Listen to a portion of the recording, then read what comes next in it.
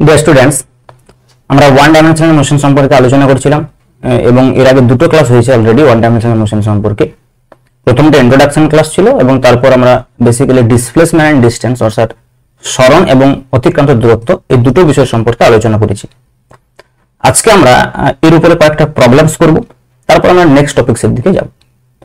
তোমরা যদি অবশ্যই নতুন হয়ে থাকো চ্যানেলে, তাহলে চ্যানেলটা সাবস্ক্রাইব করবে এবং তোমরা প্লেলিস্টে চলে যাবে।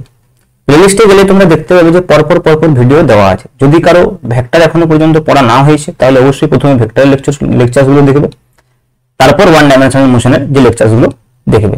ওকে, এবং পরপর সাজানো আছে প্লেলিস্টে, তোমরা প্লেলিস্টে গেলেই বুঝতে পারবে।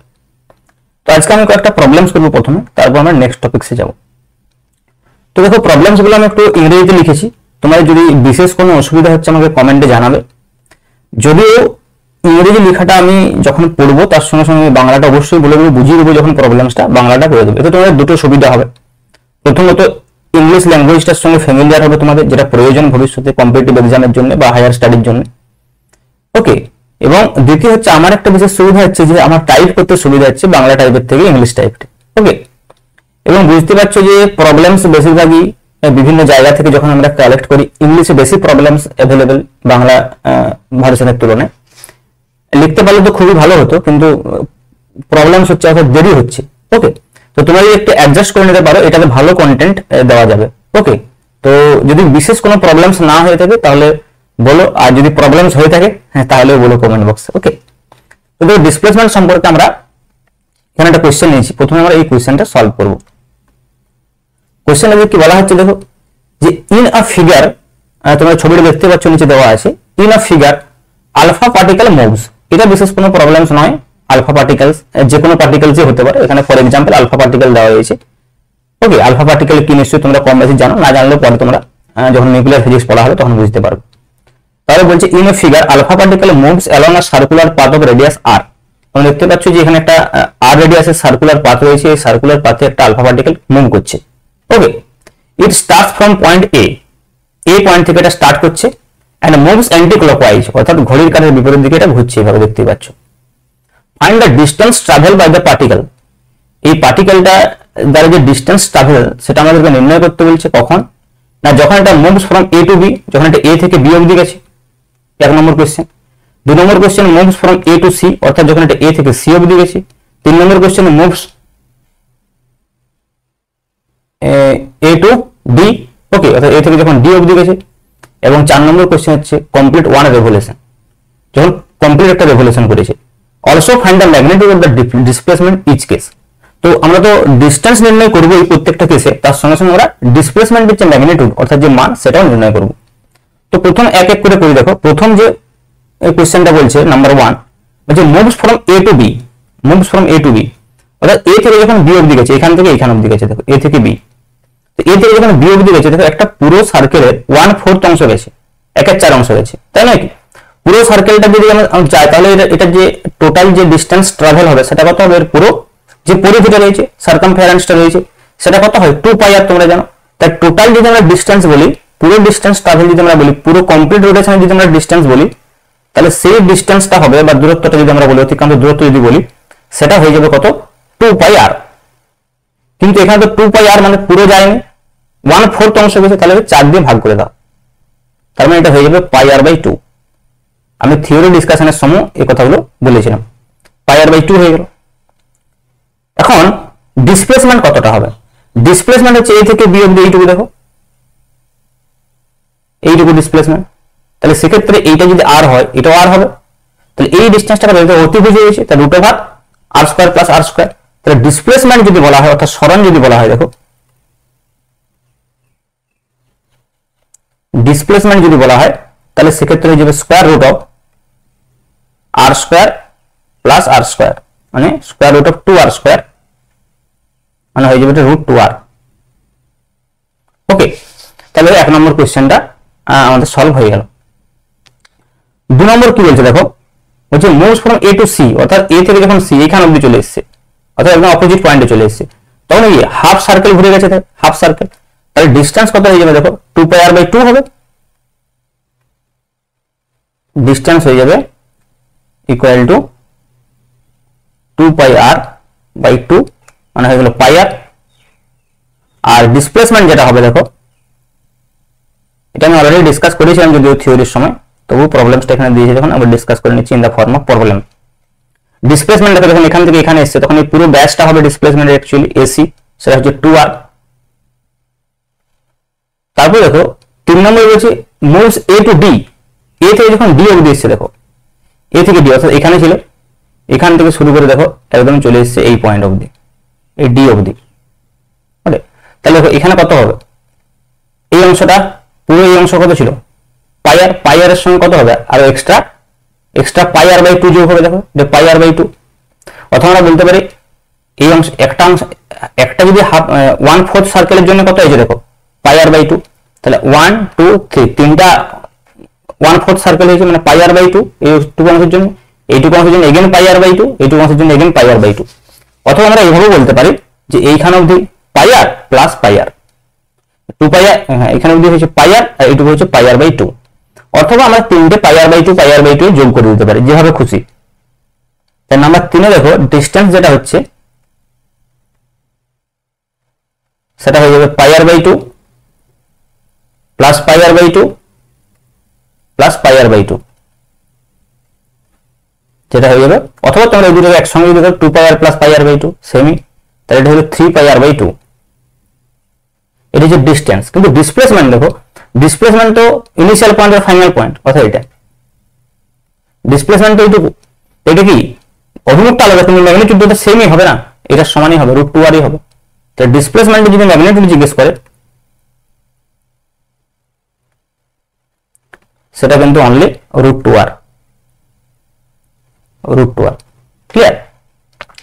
আর 4 নম্বরে কি বলছে কমপ্লিট ওয়ান রেভলিউশন, এটা তো বুঝতেই পারছো যে কমপ্লিট ওয়ান রেভলিউশন মানে কি এ থেকে শুরু করে আবার এ তে আসবে, তাই টোটাল পাথ হয়ে যাবে 2 পাই আর, আর ডিসপ্লেসমেন্ট তো 0 হয়ে যাবে কারণ ইনিশিয়াল পয়েন্ট আর ফাইনাল পয়েন্ট একই হয়ে গেছে। তাহলে ডিসটেন্স হয়ে যাবে 2 পাই আর ডিসপ্লেসমেন্ট যেটা হবে সেটা হচ্ছে 0।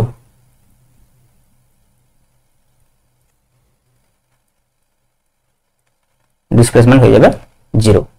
আশা করি ক্লিয়ার প্রবলেমটা। আমরা নেক্সট প্রবলেমে চলে যাই। দেখো নেক্সট প্রবলেমটা কি বলছে,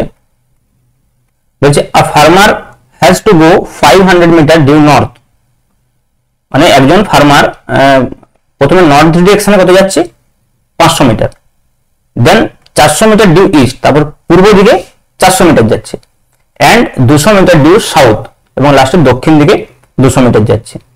টু রিচ হিজ ফিল্ড, তার যে জমি সেই জমিতে পৌঁছানোর জন্য তাকে এটা ট্রাভেল করতে হচ্ছে। ধরুন সে বাড়ি থেকে বেরিয়েছে, তারপর 500 মিটার নর্থে গেল, তারপর 400 মিটার পূর্ব দিয়ে গেছে, তারপর 200 মিটার সাউথ। আমরা কি নির্ণয় করতে হবে what distance he has to walk to reach his field, অর্থাৎ তার জমিতে পৌঁছাতে তাই কতটা ডিস্টেন্স ট্রাভেল করতে হচ্ছে, এবং what is the displacement from his house to the field, এবং সরণই বা কত সেক্ষেত্রে। তাহলে প্রথমে আমরা ডায়াগ্রামটা আমরা একটু আঁকার চেষ্টা করি। আমরা east west north south direction নিয়ে আগে দেখো, তোমরা জানো এইভাবে আমরা ইস্ট ওয়েস্ট নর্থ সাউথ ডিরেকশনকে চুজ করতে পারি। সাপোজ এদিকটা হচ্ছে ইস্ট, ওয়েস্ট, নর্থ এবং সাউথ, এবং আমি ধরে নিচ্ছি তার বাড়িটা হচ্ছে এখানে, বাড়িটা এখানে। তাহলে প্রথমে কি বলছে, farmer has 500 metre due north, নর্থের দিকে প্রথমে সে 500 মিটার গেল, ওকে নর্থের দিকে 500 মিটার গেছে। আমি কালারটা একটু চেঞ্জ করে নিই, ওকে নর্থের দিকে মনে করো 500 মিটার গেছে, মানে এইদিকে গেছে 500 metre, 500 metre due to north 500 metre. তারপরে 400 মিটার ডিউ ইস্ট, অর্থাৎ এদিকে গেছে 400 মিটার। তারপর বলছে এন্ড 200 মিটার ডিউ সাউথ, অর্থাৎ সাউথের দিকে এদিকে গেছে 200 মিটার, 200 মিটার, ওকে। কি নির্ণয় করতে হবে ডিস্টেন্স, ডিস্টেন্স তো সিম্পল তিনটাকে যোগ করে দিলে হয়ে গেল। ডিস্টেন্স নির্ণয় করাটা কোনো ব্যাপার নয়। ডিস্টেন্স কত দেখো, ডিস্টেন্স যদি আমরা বলি ডিস্টেন্স ট্রাভেল, অর্থাৎ যত কত ডিস্টেন্সে গেছে, প্রথমে গেছে 500 মিটার, তারপর গেছে 400 মিটার, তারপর গেছে 200 মিটার, অর্থাৎ 5 4 9 2 11 1100 মিটার। তাহলে 1100 মিটার সে গেছে ডিস্টেন্স। ডিসপ্লেসমেন্ট কোনটা? ডিসপ্লেসমেন্ট ইনিশিয়াল পয়েন্ট আর ফাইনাল পয়েন্টের মধ্যে ডিস্টেন্স দেখো, এইটা নির্ণয় করতে হবে আমাদের ডিসপ্লেসমেন্ট মানে। এখন দেখো এটা যদি 200 হয় তাহলে যদি আমি এটা এই দিকের সঙ্গে মিলিয়ে নিই, দেখো এটা কিন্তু 200 হবে, অর্থাৎ এই অংশটা 200, তাহলে পুরো যদি 500 হয় তার মানে এই অংশটা হচ্ছে 300 মিটার, আর এই অংশটা কত দেখো 400 মিটার, এটা 400 এটা 400 হবে রেক্টেঙ্গেল। তাহলে ডিসপ্লেসমেন্টের চেয়ে দেখো এটা অতিভুজ হয়ে গেছে, √300 স্কয়ার প্লাস 400 স্কয়ার, তার মানে কত হবে 500। দেখো আমরা যদি ডিসপ্লেসমেন্ট বলি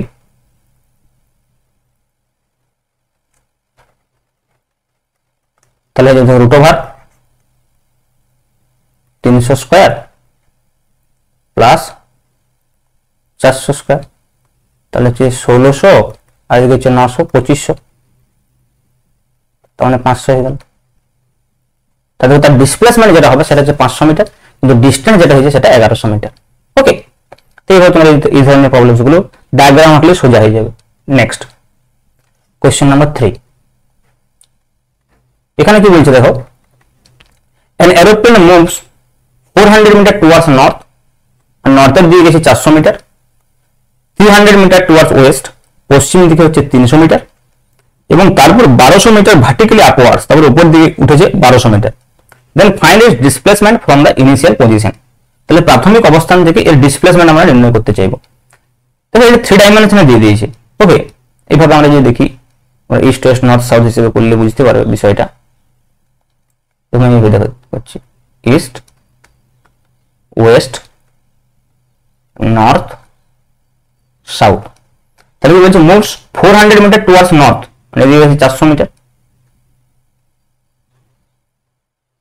তারপর কি বলছে দেখো, 300 মিটার টুয়ার্ডস ওয়েস্ট, অর্থাৎ এই বরাবর চলে গেছে 300 মিটার। তারপর কি হয়েছে দেখো, উপর দিকে ভার্টিক্যালি আপওয়ার্ডস, মানে এই যে আমরা এটা একটা যদি আমরা প্লেন বলি, এই প্লেনটার থেকে উপরের দিকে এসছে, উপরের দিকে 1200 মিটার। তাহলে এখানে ডায়াগ্রামটা এত ডিফিকাল্ট, আমরা এক কাজ করি, এটা আমরা এক্স ওয়াই জেড এক্সিস ধরে নিই, তাহলে জেড এক্সিসটা ভার্টিক্যালি আপওয়ার্ড ধরতে পারবো। তাহলে দেখো যদি আমরা এইভাবে যদি আমরা ভাবি যে এই দিকটা হচ্ছে মনে করো আমার ওয়াই এক্সিস, ভেবে দেখো এই দিকটা হচ্ছে আমার মনে করো এক্স এক্সিস, তাহলে জেড কি হবে, এর সঙ্গে পারপেন্ডিকুলার উপরের দিকে হবে জেড, এর সঙ্গে পারপেন্ডিকুলার উপরের দিকে জেড হবে। তাহলে দেখো আমরা যদি এটা ভেক্টর ফর্মে লিখি, তাহলে 300 মিটার কোণ দিয়ে গেছে এক্স বরাবর, তার মানে সরণ হচ্ছে এক্স বরাবর যে ডিসপ্লেসমেন্টটা হয়েছে সেটা হচ্ছে 300, দেখো 300 আই ক্যাপ আমরা বলতে পারি এক্স বরাবর।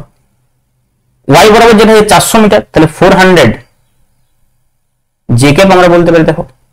আর জেড বরাবর যেটা হচ্ছে সেটা 1200 মিটার, তাহলে 1200 কে ক্যাপ। তাহলে নেট ডিসপ্লেসমেন্ট আমরা যদি বলি, আমরা যদি ডি দিয়ে প্রকাশ করি, ডিসপ্লেসমেন্ট ডি যদি আমরা বলি, তাহলে সেটা অ্যাকচুয়ালি হয়ে যাবে 300 I cap plus 400 J cap, এটা নেট ডিসপ্লেসমেন্ট, প্লাস 1200 কে ক্যাপ, 1200 কে ক্যাপ। তাহলে ইনিশিয়াল পজিশন থেকে যদি আমরা ডিসপ্লেসমেন্ট নেট ডিসপ্লেসমেন্ট আমরা নির্ণয় করতে চাই, তাহলে এই ভেক্টরটার আমরা মান নির্ণয় করলে হয়ে যাবে। দেখো তাহলে ডি এর মান যদি আমরা বলি তাহলে কত হবে, √300 square plus 400 square plus 1200 square. দেখো এটা হচ্ছে 1600 900 2500 প্লাস এটা হচ্ছে 12 স্কয়ার মানে 144 0 0। আচ্ছা আরো দুটো করে জিরো হবে, এখানে আমি একটু আগের প্রবলেমটা তো দুটো জিরো মানে দিইনি। হ্যাঁ এটা 500 তো এইভাবে হয় না, এটা আরো দুটো শূন্য হতো এখানে, দেখো দুটো শূন্য আছে, সরি ফর দিস। ওকে, তবে তো এটা স্কয়ার রুট করলে এটা হবে, এটার ক্ষেত্রে তাই আরো দুটো শূন্য হবে। অ্যাকচুয়ালি আমরা শূন্যগুলোকে ছেড়ে যদি আমরা করি তাহলে বুঝতে পারবো 25 আর এখানে 144, তো তাহলে 144 আর যদি আমরা 25 দেখি 5 4 9 4 2 6 169, মানে এটা 13 হচ্ছে, √13, আর তার সঙ্গে দুটো শূন্য নিয়ে নাও। ওকে, দুটো শূন্য আমরা যদি বাইরে বের করে দিই সাপোজ এইভাবে, তাহলে এখানে আমরা বলতে পারি √169 ইন্টু 100, তাহলে √169 মানে 13 ইন্টু 100, যেটা হয়ে যাচ্ছে 1300 মিটার। এটি যে ফাইনাল অ্যান্সার। ওকে, তো এইভাবে আমরা ভেক্টরের সাহায্য নিয়েও কিন্তু করতে পারি। ওকে, তো ডিসপ্লেসমেন্ট সম্পর্কে এই ধরনের প্রবলেমস হতে পারে। নেক্সট আমরা যেটা ডিসকাস করব, ডিসটেন্স এবং ডিসপ্লেসমেন্ট সম্পর্কে আমরা অলরেডি ডিসকাস করে ফেলেছি। নেক্সট আজকে যেটা আমাদের টপিক হচ্ছে সেটা হচ্ছে speed and velocity. Velocity and speed আমরা বলতে পারি। দেখো, ভেলোসিটি মানে তোমরা জানো বেগ, আমরা দুটো একসঙ্গে ডিসকাস করছি, এবং স্পিড মানে হচ্ছে দ্রুতি। আমরা কি বলছি, একটা স্কেলার কাউন্টার পার্ট। প্রথমে আমরা বলেছিলাম যে এগুলো হচ্ছে একটা ডাইনামিক্যাল ভেরিয়েবল, গতীয় চলরাশি। গতীয় চলরাশি প্রথমে দুটো আমরা ডিসকাস করেছি, একটা হচ্ছে যে ডিসপ্লেসমেন্ট সরণ, এবং তার স্কেলার কাউন্টার পার্ট ছিল অতিক্রান্ত দূরত্ব। তার সম্পর্কে আমরা কয়েকটা প্রবলেমস করলাম। নেক্সট আমাদের যে টপিক সেটা হচ্ছে ভেলোসিটি, যেটা হচ্ছে একটা ভেক্টর কোয়ান্টিটি, এবং স্পিড যেটা হচ্ছে একটা স্কেলার কোয়ান্টিটি।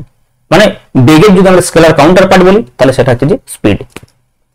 তাহলে দেখো, প্রথমে আমরা ভেলোসিটিকে ডিফাইন করি। ভেলোসিটি অবশ্যই একটা ভেক্টর কোয়ান্টিটি, এবং ভেলোসিটি আসলে কি, এই পজিশনের চেঞ্জ হচ্ছে। আমরা ডিসপ্লেসমেন্ট কাকে বলেছি, দেখো ডিসপ্লেসমেন্ট বা সরণ আমরা যেটা বলেছি, ডিসপ্লেসমেন্ট বলতে যেটা বোঝায় বা সরণ বলতে যেটা বোঝায় সেটা হচ্ছে কি চেঞ্জ অফ পজিশন বা অবস্থানের পরিবর্তন। চেঞ্জ অফ পজিশন, বা আমরা আরো ক্লিয়ারলি বলতে পারি চেঞ্জ অফ পজিশন ভেক্টর, অর্থাৎ অবস্থান ভেক্টরের পরিবর্তন। অবস্থান ভেক্টরের পরিবর্তন। এবং আমরা ডিসপ্লেসমেন্টকে এইভাবে আমরা ডিনোট করেছিলাম, যেটা হচ্ছে যে ডেল্টা আর ভেক্টর, তখন অবস্থান ভেক্টর এটাকে আমরা আর2 ভেক্টর মাইনাস আর1 ভেক্টর এইভাবে বলতে পারি। দিস ইজ ডেল্টা আর। এখন আমরা যদি জানতে চাই এই যে অবস্থান ভেক্টরের পরিবর্তনটা ডেল্টা আর হয়েছে, সাপোজ এই ডেল্টাটা ডেল্টা টি সময়ে হয়েছে, তাহলে যদি ডেল্টা টি সময়ে এর যে অবস্থানের পরিবর্তন সেটা যদি ডেল্টা আর হয়ে থাকে, তাহলে প্রতি একক সময়ে যেটা হবে সেটা হবে ডেল্টা আর আপন ডেল্টা টি। ডেল্টা আর আপন ডেল্টা টি, এই যে রেশিওটা, অর্থাৎ rate of change of position, এটা আসলে কি, এটা হচ্ছে আসলে rate of change of position. Change of position, rate of change of position অর্থাৎ অবস্থার পরিবর্তনের হার, অর্থাৎ অবস্থানের পরিবর্তনের হার। এটাকে কি বলা হয়, velocity. This is known as velocity V. এটা হচ্ছে যে ভি, অর্থাৎ ভেলোসিটির যে ডেফিনেশন ভি, সেটা হচ্ছে basically delta R upon delta টি। কিন্তু এই যে আমরা এক্সপ্রেশনটা লিখেছি ডেল্টা আর আপন ডেল্টা টি, এটা অনেক সময় আমরা R two minus R one divide by T two minus T one এভাবে লিখতে পারি, no issue. Divide by T two minus T one আমরা লিখতে পারি। কিন্তু সমস্যা হচ্ছে এই যে আমরা এক্সপ্রেশনটাকে লিখেছি, এই এক্সপ্রেশনটা আসলে ইনস্ট্যান্টেনিয়াস, একটা অ্যাভারেজ, তাৎক্ষণিক একটা অ্যাভারেজ ভ্যালু। তো কেন বলছি এটা একটা অ্যাভারেজ ভ্যালু, তার কারণটা হচ্ছে তোমরা একটা জিনিস ভেবে দেখো, ডেল্টা আর সাপোজ কোন একটা পার্টিকেল, মনে করো এটা হচ্ছে তার ইনিশিয়াল পজিশন 1 নম্বর, সেই পার্টিকেলটা এইভাবে কোন একটা পয়েন্টে গেছে 2 নম্বর পয়েন্ট। তাহলে এই 1 নম্বর পয়েন্টের যদি পজিশন ভেক্টর ছিল কোন একটা আরবিটারি কোঅর্ডিনেট সিস্টেমের সাপেক্ষে r1, তাহলে এই পজিশনটা হয়েছে, এটা হচ্ছে তার r2, তাই নয় কি? তাহলে এই যে ডিসপ্লেসমেন্টটা যেটা r2 মাইনাস r1, এটা একটা পার্টিকুলার ডিসপ্লেসমেন্ট ডেল্টা। তাহলে এখানে একটা পার্টিকুলার টাইম লেগেছে ডেল্টা টি। তাহলে দেখো এই যে ডেল্টা আর বাই ডেল্টা টি কোন একটা পয়েন্টের বোঝায়নি, কিন্তু ওভারঅল বোঝাচ্ছে। মানে আমি এইভাবে বলতে চাইছি, মনে করো সাপোজ পজিশনের চেঞ্জ হয়েছে 10 মিটার, তাদের সময় লেগেছে, টোটাল সময় লেগেছে মনে করো সাপোজ 5 সেকেন্ড। তার মানে 5 সেকেন্ডে যে ডিসপ্লেসমেন্টটা হয়েছে সেটা 10 মিটার, যে পজিশনটা চেঞ্জ হয়েছে 10 মিটার। তাহলে 1 সেকেন্ডে যে পজিশনটা চেঞ্জ হয়েছে 5/10/5, তাই যে 2 মিটার পার সেকেন্ড যে পজিশনের চেঞ্জটা হচ্ছে সেটা এই পয়েন্টের হতে পারে, এই পয়েন্টও হতে পারে, এই পয়েন্টও হতে পারে, এই পয়েন্টও হতে পারে। তার মানে আমরা একটা ওভারঅল আমরা ধারণা পাচ্ছি যে টোটাল, এটা আসলে অ্যাকচুয়ালি কি, এটা অ্যাকচুয়ালি হচ্ছে total displacement divide by total time. Total displacement divide by total time. মানে এই যে আমরা যে বিষয়টা লিখেছি, যে ডেফিনেশনটা লিখেছি, এটা আসলে অ্যাভারেজ, এটা আসলে অ্যাভারেজ ভেলোসিটি বা গড় বেগ, অ্যাভারেজ ভেলোসিটি বা আমরা বলতে পারি গড় বেগ, গড় বেগ অর্থাৎ একটা নির্দিষ্ট সময়ে একটা নির্দিষ্ট ডিসপ্লেসমেন্ট গেছে। কিন্তু মনে করো সাপোজ যদি এমন হয় মোশনটা, এই এক্সপ্রেশনটা একটা ওভারঅল ধারণা দিচ্ছে, এটা যে কোনো পয়েন্টের ক্ষেত্রেই প্রযোজ্য, যে কোনো পয়েন্টের ক্ষেত্রেই প্রযোজ্য।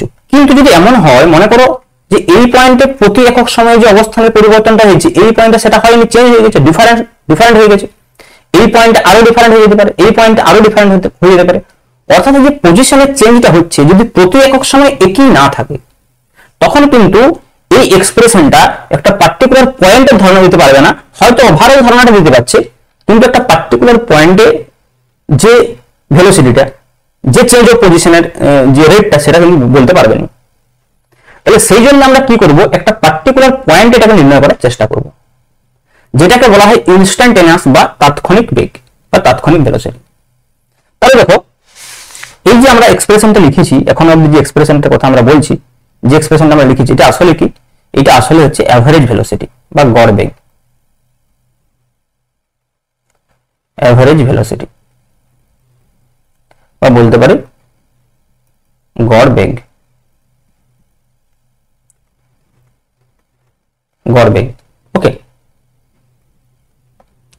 তাহলে এটা কি আমরা এইভাবে লিখছি, ভি অ্যাভারেজ, এইভাবে আমরা নোটেশনটা চেঞ্জ করি একটু, এভি মানে average equal to delta R upon delta T, delta R upon delta টি।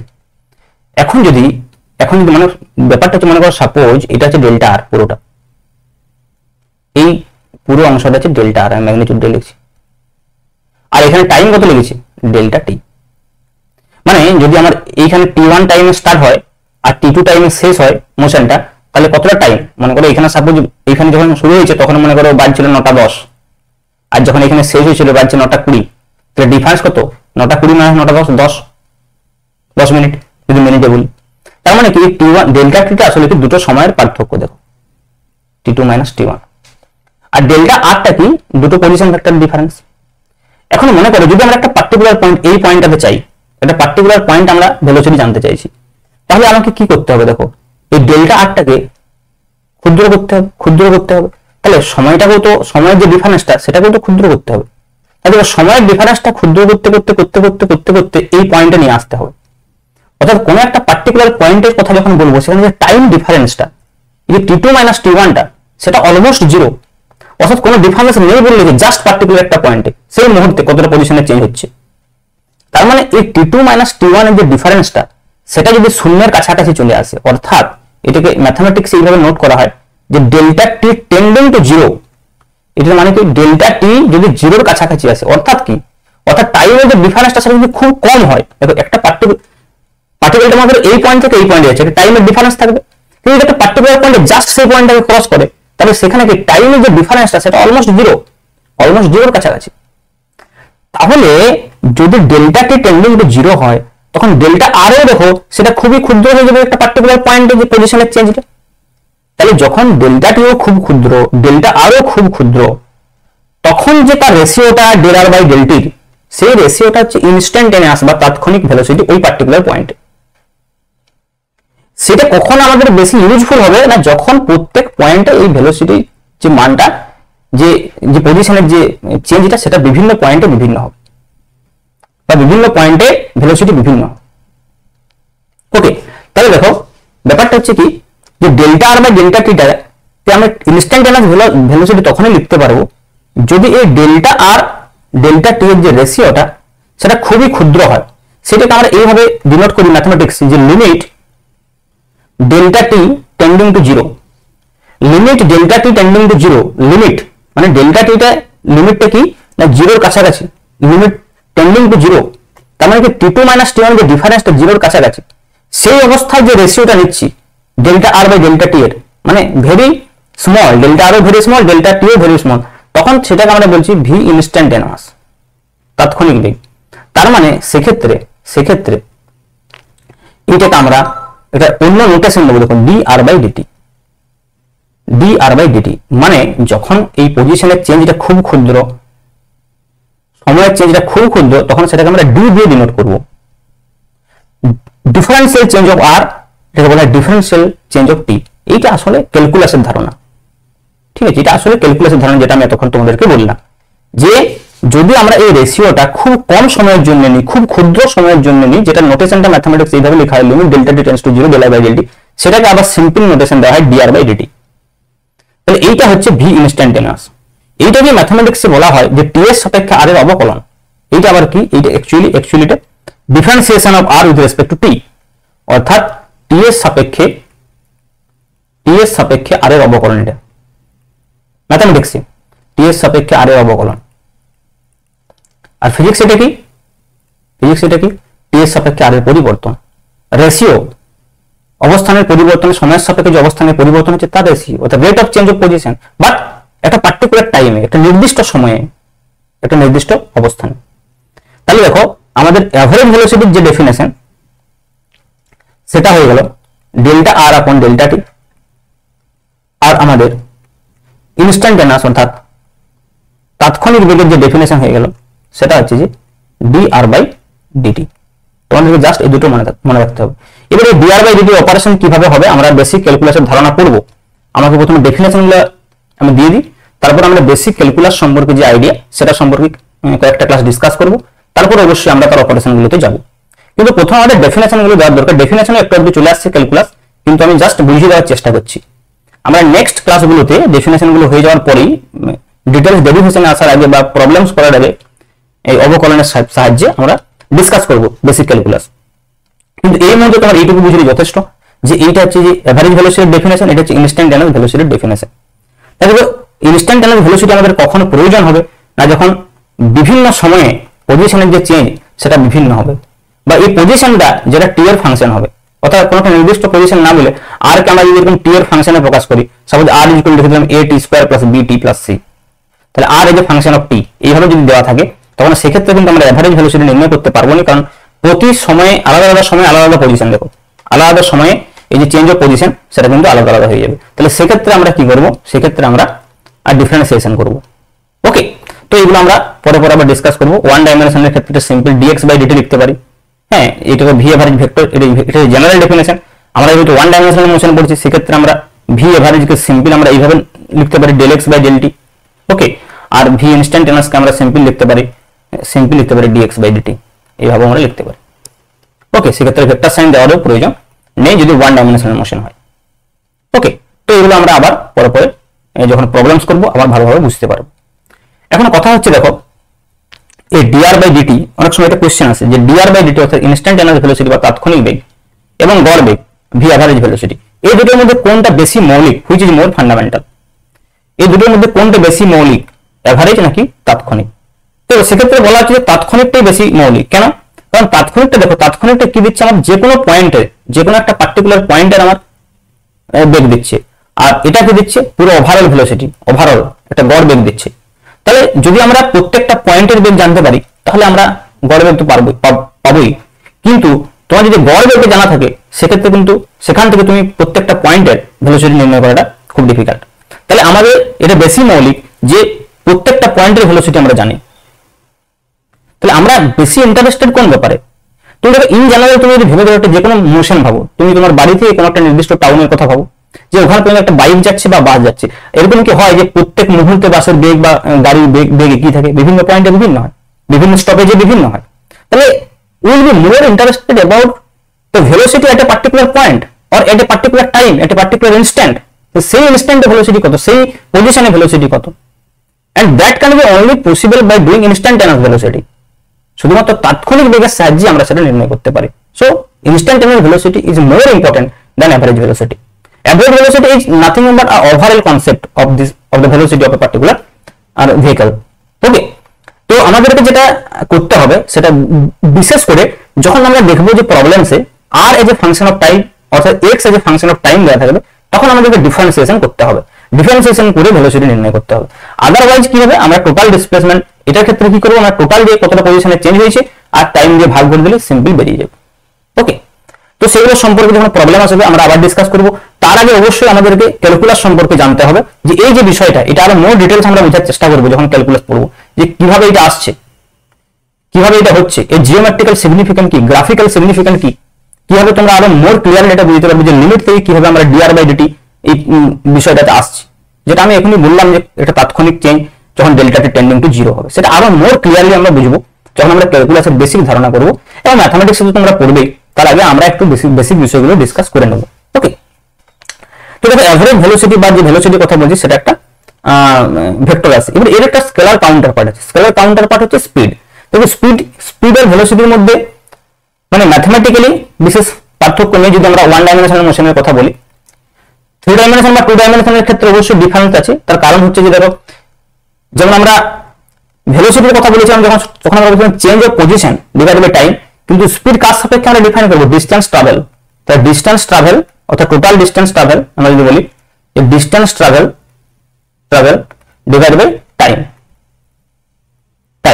তাহলে সেক্ষেত্রে আমরা যদি এটাকে এইভাবে বলি যে এর এভারেজ স্পিড যদি বলি ভি এভারেজ, তাহলে সেটা হবে simple delta R by delta t, বা ডেল্টা এস লিখি ডিসপ্লেসমেন্ট নয় তো অতিক্রান্ত দূরত্ব, তাই ডেল্টা এস বাই ডেল্টা টি। ওকে, আর যদি আমরা ইনস্ট্যান্টানিয়াস ভেলোসিটি বলি সেক্ষেত্রে হচ্ছে ডিএস বাই ডিটি, সিম্পল। ওকে, তো আমরা এইভাবে এটা ইউজ করতে পারি, কনসেপ্ট সেম, শুধুমাত্র এটা পজিশন চেঞ্জ অফ পজিশন ছিল, তার জায়গায় এটা ডিস্টেন্স হয়ে যাবে। মানে দেখো প্রথম আমরা কি বলে যাবো, ডিসপ্লেসমেন্ট হচ্ছে স্কেলার কাউন্টার পার ডিস্টেন্স, তাই ডিসপ্লেসমেন্ট থেকে আমরা ডিফাইন করছি ভেলোসিটি, আর ডিস্টেন্স ট্রাভেলের থেকে আমরা ডিফাইন করছি স্পিড। বাকি ওদের ইউনিট ডাইমেনশন সব সেম বুঝতে পারছো, ডিস্টেন্স এটা কত মিটার, নিচে হচ্ছে সেকেন্ড, তাহলে মিটার পার সেকেন্ড, আর হবে সিজিএস এ করলে হবে সেন্টিমিটার পার সেকেন্ড। আর এই যদি আমরা ডাইমেনশন বলি উপরে হচ্ছে এল নিচে হচ্ছে টি, তাহলে এল টি ইনভার্স। ভেলোসিটির ক্ষেত্রেও তাই আর স্পিডের ক্ষেত্রেও তাই, এগুলো সব সেম থাকবে। ওকে, এবার কয়েকটা বিশেষ ক্ষেত্রে আমরা স্পিড এবং ডিস্টেন্স ট্রাভেল এগুলো আমরা নির্ণয় করতে পারবো। ঠিক আছে, তো আমরা নেক্সট ক্লাসে কি করব, কয়েকটা প্রবলেমস করব, এবং প্রবলেমসের সাথে সাথে আমরা প্রথমে এই প্রবলেম শুরু করার আগে আমরা কয়েকটা বিশেষ স্পেশাল পয়েন্ট পড়ব। যে স্পেশাল পয়েন্টগুলোতে কি বোঝানো হবে, যে আমরা কিভাবে প্রবলেমস যখন আমাদের আসবে তার একটা বেসিক যে টুলস বা কিছু শর্টকাট ফর্মুলা হিসেবে আমরা মনে রাখতে পারি সেগুলোকে, যে অ্যাভারেজ ভেলোসিটি নির্ণয় কোন কোন কেসে কিভাবে করতে হয়, অ্যাভারেজ স্পিড নির্ণয়, যদি ওয়ান ডাইমেনশনাল মোশনের ক্ষেত্রে অ্যাভারেজ স্পিড এবং অ্যাভারেজ ভেলোসিটি একই হবে, কারণ দেখো ওয়ান ডাইমেনশনাল মোশনের ক্ষেত্রে কি হচ্ছে, আমাদের একটা পার্টিকুলার সোজা এইভাবে যাচ্ছে, তাহলে সেক্ষেত্রে কি হবে দেখো, সেক্ষেত্রে এর যে ডিসপ্লেসমেন্ট হবে আর ডিস্টেন্স ট্রাভেল হবে সেটা সেম হবে। ওই জন্য ওয়ান ডাইমেনশনাল মোশনের ক্ষেত্রে বেশিরভাগ ক্ষেত্রে তুমি স্পিড আর ভেলোসিটির মধ্যে তেমন ডিফারেন্সিয়েট করতে পারবে না। কিন্তু মনে করো যদি পার্টিকেলস ব্যাক করে, মানে এইভাবে গেল দিয়ে মনে করো এইভাবে ফিরে আসছে, তখন একটু প্রবলেম হবে, তখন একটু চেঞ্জ হয়ে যাবে, কারণ দেখো সেক্ষেত্রে ডিসপ্লেসমেন্ট হয়ে যাবে এইটুকু আর ডিস্টেন্স হয়ে যাবে পুরো এখান থেকে এসে এইখান। তো সেগুলো আমরা আরো ডিটেলস ডিসকাস করবো পরে। তো ইনিশিয়ালি তোমরা ভাবতে পারো যদি একদম ইউনি ডাইরেকশনাল মোশন হয় অর্থাৎ যদি একই দিকে সবসময় যেতে থাকে স্ট্রেট লাইন বরাবর, সেক্ষেত্রে ওয়ান ডাইমেনশনাল মোশনের ক্ষেত্রে স্পিড এবং ভেলোসিটির মধ্যে বিশেষ কোনো পার্থক্য নেই, বিশেষ করে ম্যাথমেটিক্যালি। ওকে, কোনো পার্থক্য নেই, এবং আমরা এই ইকুয়েশন গুলো একই রকম ভাবে ইউজ করবো, মানে ডিএস বাই ডিটি অথবা del S by del T, DR by DT অথবা ডিএস বাই ডিটি অথবা del R by del T, অথবা অনেক সময় আমরা এইভাবে ইউজ করবো del X by del T, উভয়ের ক্ষেত্রে ইউজ করবো, স্পিডের ক্ষেত্রে আর ভেলোসিটির ক্ষেত্রে, অথবা ইনস্ট্যান্টানিয়াস বলে ডিএক্স বাই ডিটি এগুলো ইউজ করবো। ঠিক আছে, তো আমরা নেক্সট ক্লাসে কিছু এর থেকে প্রবলেমস করবো, এবং তার সঙ্গে সঙ্গে আমরা কি করবো, কতগুলো স্পেশাল কেস ডিসকাস করবো এভারেজ স্পিড বা এভারেজ ভেলোসিটি নির্ণয়ের জন্য। ওকে, তো আজকের ক্লাস এখানেই থাক। ওকে, থ্যাংক ইউ।